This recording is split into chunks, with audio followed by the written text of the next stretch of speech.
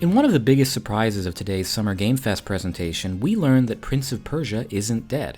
If anything, we thought we might get an update on the troubled Sands of Time remake that at this point may or may not come out at all, but Ubisoft announced a totally new game in a totally new, rebooted universe. Prince of Persia: The Lost Crown is going to be the fourth full reboot of the franchise since its inception back in '89, and perhaps even more surprisingly, it's going back to its 2D platforming roots. As a Prince of Persia fan, this is exciting, but anything Ubisoft makes these days does require a level of caution. The art style and tone of the trailer has already gotten backlash online, and if both this game and the Sands of Time remake failed to make a splash, Prince of Persia could very well be put right back on ice. So looking at this trailer, should we be excited for this new Prince of Persia game, or has Ubisoft run out of grace from its old fanbase? Prince of Persia is generally associated with acrobatic 3D platforming, but it actually started as a 2D side-scroller back in 1989. Back then, Ubisoft didn't run the series, and the first game was essentially a solo effort by creator Jordan Mechner, published by Broderbund. A simple game even at the time, Prince of Persia wowed audiences with its visuals, using rotoscoping to map lifelike movements onto the player character. The game was also oppressively difficult for newcomers due to the high number of instant death traps and the 1-hour time limit that would force you to start the entire game over if you took too long. The game was a hit and would go on to become one of the most ported games in history. Its sequel, Prince of Persia 2: The Shadow and the Flame, would follow in its predecessor's footsteps with bigger set pieces and more varied backgrounds. While the first two games were a huge success, the series hit a snag when it attempted to transition to 3D at the turn of the millennium. Lazily titled Prince of Persia 3D, the ending to the trilogy was a stiff, inconsistent, and buggy game that stood in stark contrast to the fluid platformers we were used to. Whatever people were looking for in a new title, tank controls and a Tiger Man incest plot weren't it. It seemed like the series might be dead in the water now, but a savior was on the horizon: Ubisoft. The up-and-coming publisher worked with Mechner to create a totally new reboot of the franchise that would reimagine what Prince of Persia was. We would still have a nameless prince and a mix of combat and platforming, but the player would no longer be relegated to running and jumping. This new prince could run on walls, do flips over enemies, and do a wide variety of acrobatic maneuvers to get from point A to point B. And like the very first game, these animations would be seamless and smooth. A time limit would not have fit this new generation of video games, but Patrice Désilets, the creative director, and his team came up with a new, incredibly innovative idea. The player would be able to control time. With the push of a button, the player could rewind any mistake they made, freeze enemies in place, or slow down the world around them. It was an incredible mechanic, and it allowed for the team to make their platforming puzzles as hard as they wanted, since this ability would leave room for trial and error without requiring players to restart the level constantly. Prince of Persia: Sands of Time came out in 2003, and it made a huge impression on the industry. It was one of the best games of the generation, with platforming mechanics that looked smoother and were more fun to use than many games coming out today. The Sands of Time would go on to get its own successful trilogy, with Prince of Persia: Warrior Within coming out in 2004, catering to the darker, edgier games coming out around that time, and hiking the rating up to M for Mature. Two Thrones came out later that year and existed as a happy medium that would tie the first two games together for a satisfying conclusion. While I personally think Sands of Time remains the peak of the franchise, the whole trilogy did well critically and financially, and Prince of Persia went out on a high note.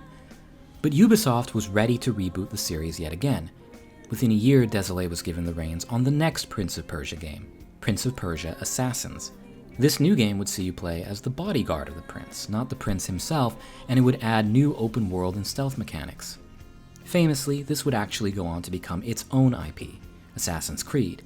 This new IP was a huge hit across the board and continues to be today, but what about Prince of Persia? Well, Ubisoft wasn't giving up on it, but they needed a new direction now. Instead of the grounded approach that Assassins would take, they hit the other end of the spectrum to set this new game apart from Assassin's Creed. This third reboot, simply titled Prince of Persia, came out in 2008 and delved deep into Zoroastrian mythology. It was lauded for its graphics, but the gameplay and story got mixed reception.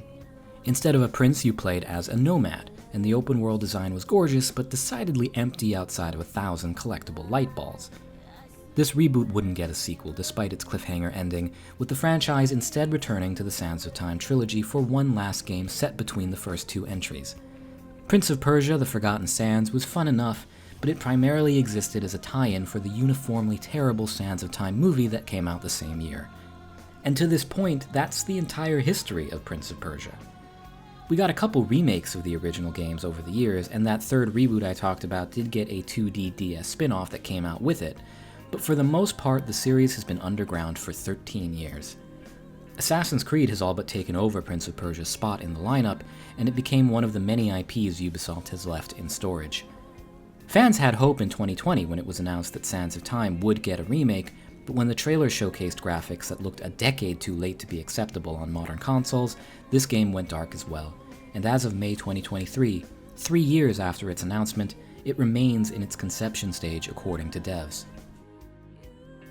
And so with fans having been trained to expect nothing from Ubisoft related to Prince of Persia, this new announcement was a huge surprise. Rebooting the series a fourth time has big implications for what they might want to do to this series. I mean, if the game does well, do they plan to make 3D games set in this world? Would Ubisoft rather relegate Prince of Persia to 2D in general? Would they make a whole new reboot if they made more 3D games? Obviously, that's me getting ahead of myself, but a 2D reboot is definitely a shock, and my own response has been mixed. This is the first heavily marketed 2D Prince of Persia game we've gotten since 1993, and the first one made by Ubisoft. Yes, we got the remakes of the original games in the modern style, but those were still games using modern graphics with 20-year-old world design.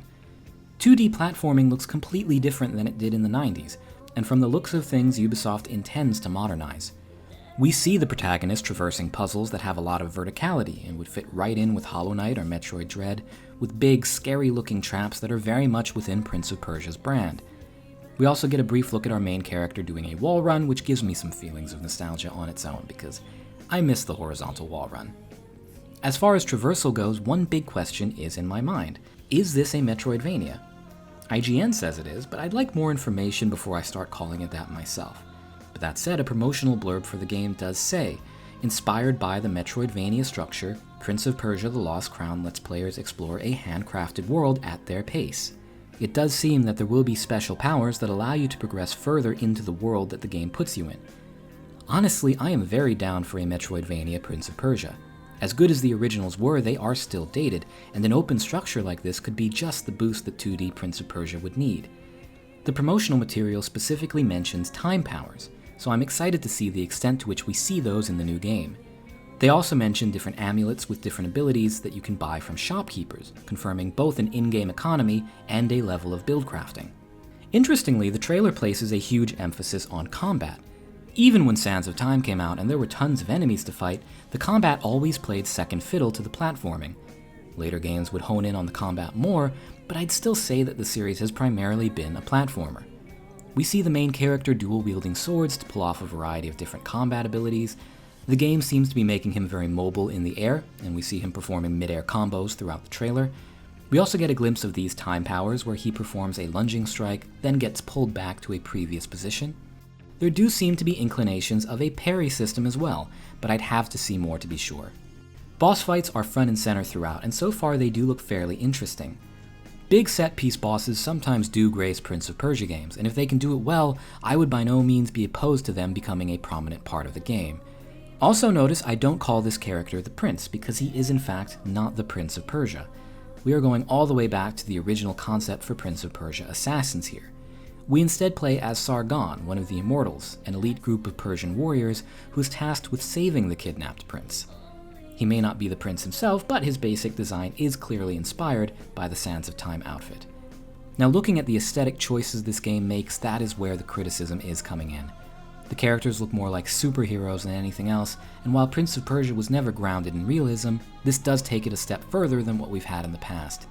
The art style is nice, but it isn't groundbreaking, and it doesn't look like they threw a ton of money at this game. I have no idea how the story is going to play out, but I do get why people are upset. It looks like it is catering to a younger crowd with this art style, and we didn't get enough to wow me when it came to the visuals. It leaves room for caution, but I'm willing to see where they go with this.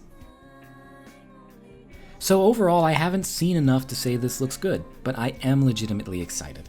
Prince of Persia was my first real foray into video games that weren't movie tie-ins, and I really want this series to succeed. The art style was an immediate turn-off for me. but the Metroidvania world design, return to 2D platforming, and focus on boss fights is intriguing. At the end of the day, Prince of Persia was dead a year ago. If they screw this up, it'll be dead a year from now. I might as well keep an open mind because the series has nothing to lose and everything to gain from it being good. We'll find out together in January, I suppose. That's all I have. If you like this video, you can check out my other videos or subscribe to my Patreon. Thank you to my existing patrons for helping me make content like this. What are your thoughts on Prince of Persia coming back? Let me know in the comments, but otherwise, have a great day and take care of yourself.